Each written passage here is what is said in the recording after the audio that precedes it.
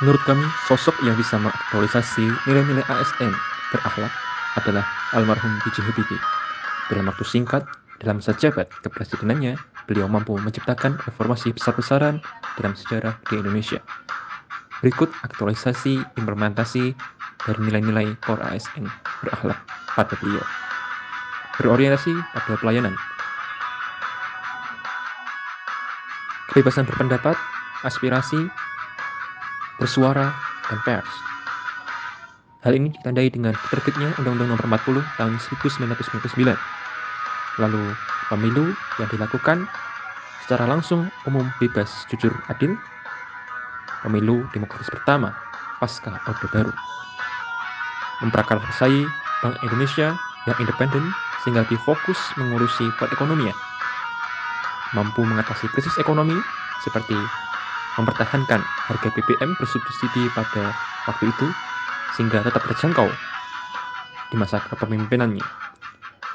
Dari perilaku dan ketetapan yang diambil oleh beliau, kami yakin orientasi pada pelayanan telah beliau laksanakan.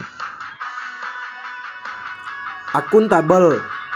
Selain sebagai sosok inspiratif, beliau dikenal sebagai karakternya yang kerja keras, disiplin, komitmen tinggi, bertanggung jawab, dan menjunjung tinggi nilai kejujuran. Hal ini dapat kita lihat dari kesediaan beliau menjabat sebagai Presiden Republik Indonesia yang ketiga di masa negara menghadapi krisis. Beliau tidak menyerah pada kondisi Indonesia pada saat itu dan terkenal dengan mentalitas sepeda. Kompeten. Manajemen waktu yang bagus dilihat gaya hidupnya yang hanya menghabiskan 4-5 jam untuk tidur. Sisanya untuk menyerap lingkungan dan menganalisanya.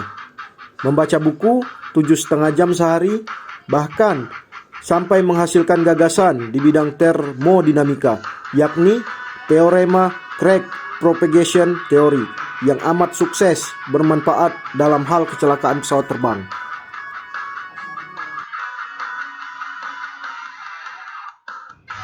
Harmonis.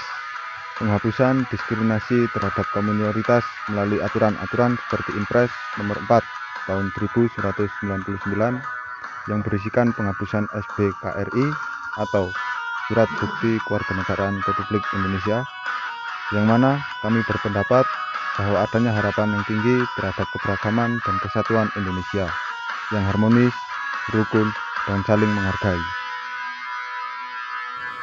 Loyal.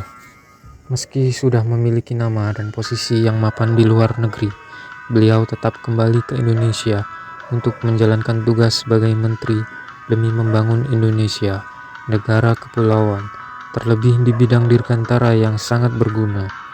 Adaptif.